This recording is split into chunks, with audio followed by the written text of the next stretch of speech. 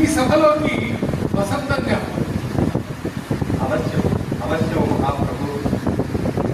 ప్రభువుల వారు కూడా ఆ మనస్సులోని మాటనే వారు కూడా చెప్పారు. కాబట్టి వసంతమునే ఎందుకు ప్రస్తావించినామంటే సనాతన ధార్మిక కళా వైభవానికి ప్రభువుల వారి యొక్క పాలన నిత్య వసంతం.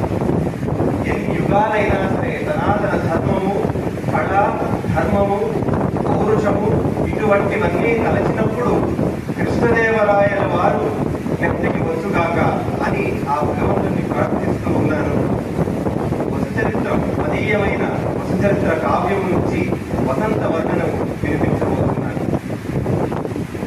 లలనా జనాపాంగ వలనావతనంగ తులనాభిగాభంగతో ప్రసంగము అలసానిల విలోల దళ సాగవరసాల అలసాదర శుకాల పన విశాలము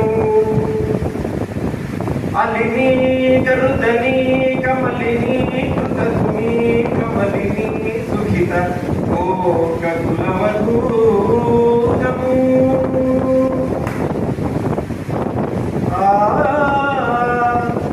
అధికాంత సలతాంత లతికాంతరణితాంత రతికాంతరణతాంత సుతనుకాంతము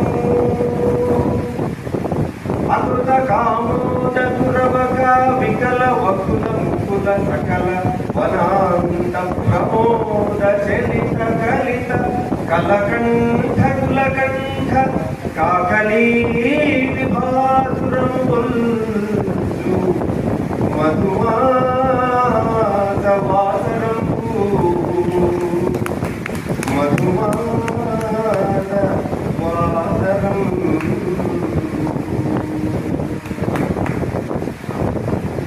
మాసాన్ని సభలోకి తెచ్చిన మీ కవనం అత్యంత రమణీయం.